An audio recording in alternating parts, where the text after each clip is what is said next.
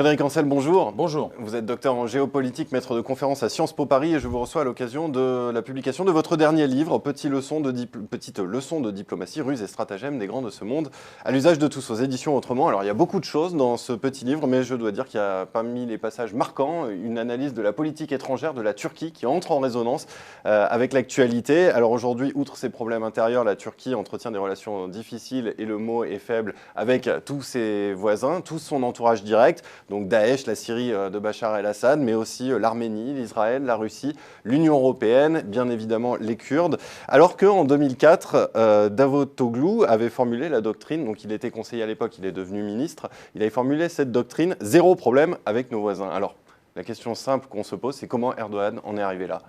Alors d'abord, Davutoglu, qui maintenant est Premier ministre, était à l'époque déjà aux affaires étrangères et surtout, sa doctrine n'était pas nouvelle. En fait, c'est celle d'Atatürk, le père de la Turquie moderne, qui dans les années 30 avait établi cette théorie consistant à dire effectivement, nous ne voulons aucun problème aux frontières, fort de la catastrophique expérience de 1914-18 avec l'Empire ottoman. Comment on en est arrivé là ? Par une espèce de dérive ayant consisté à chasser plusieurs lièvres à la fois. Et ça, en géopolitique, c'est pas bon, mais je suis certain que dans le domaine économique, c'est pas forcément génial non plus. Et en plus, c'était pas les bons lièvres. C'est-à-dire que l'AKP au pouvoir, de façon démocratique d'ailleurs, depuis 2002, donc l'AKP c'est le parti de M. Erdogan, un parti islamo-conservateur, ai-je envie de dire islamo-conservateur, a connu une dérive autoritaire d'une part et en quelque sorte inefficace ou inefficiente d'autre part en matière d'affaires étrangères. C'est-à-dire qu'avec la Russie, on a essayé, par exemple, d'entretenir d'excellents rapports pour essayer de faire comprendre aux Américains qu'on n'était pas exclusivement dans leurs mains. Oui, mais en soutenant de près ou de loin Daesh, en tout cas en étant complaisant avec l'islamisme radical, évidemment, on se met la Russie de Poutine à dos. En divorçant d'Israël, et la Turquie souveraine avait le droit de le faire, on ne prend pas la mesure de la capacité des Israéliens à passer des accords énergétiques et sécuritaires avec Chypre, la Grèce, la Bulgarie. Et quand vous regardez une carte de la Méditerranée orientale, du Caucase et des Balkans, bien évidemment, vous comprenez que le cauchemar de la Turquie est en train de se réaliser et on pourrait dérouler encore avec, évidemment, avec les Kurdes, les Arméniens et les Iraniens, par exemple. Alors le 10 octobre dernier, la Turquie a connu l'attentat le plus meurtrier, une centaine de morts de son histoire. Mais avant, début juillet, il y avait eu un autre attentat, 33 morts à Suruç. Et elle avait déclenché, cet attentat avait déclenché une guerre synchronisée contre le terrorisme, je cite le gouvernement. C'est là encore un manque de cohérence qui condamne cette guerre synchronisée à l'échec ? Oui, et plutôt un manque de sang-froid. Alors le manque de cohérence… Synchronisé contre Daesh et les Kurdes. Oui, c'est ça. C'est-à-dire que, oui, enfin, en faisant semblant de frapper Daesh et en ne frappant que les Kurdes. Donc quand on disait, il y a encore quelques mois de cela, la Turquie joue un double jeu, non, la Turquie joue dorénavant un jeu extrêmement clair. Elle ne frappe que les Kurdes. Il faut bien comprendre que la montée en puissance de cette espèce de synergie pan-kurde n'a pas toujours existé. Ce nationalisme kurde qui dépasse les frontières de la Turquie et s'étend sur une bonne partie du Moyen-Orient est un véritable cauchemar pour la Turquie.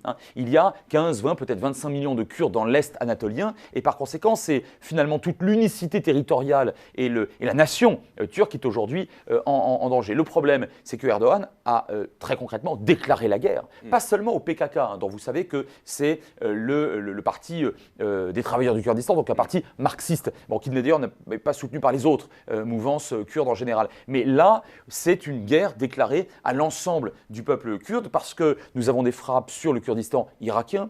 Nous avons eu l'abandon inouï et scandaleux de Kobané ces derniers mois. On se souvient de ces images épouvantables de la ville kurde de Kobané martyrisée par Daesh à la frontière turque. Qui est à quelques kilomètres, quelques encablures de la frontière. Quelques centaines de mètres. C'est de l'autre côté de la frontière turque. Tandis que pendant ce temps, eh bien, la Turquie entretient une complaisance, et le mot est faible, une complaisance totale avec Daesh, en permettant notamment à ces barbares de l'État islamique de faire de la contrebande et du commerce. Donc vous voyez, on est réellement dans un jeu qui aujourd'hui n'est plus accepté par la plupart des puissances. Comment est-ce que Erdogan peut rompre avec cet isolement et revenir dans le centre du jeu? Sur quels atouts est-ce qu'il peut s'appuyer? Comment est-ce que vous avez analysé sa rencontre avec Angela Merkel récemment, par exemple?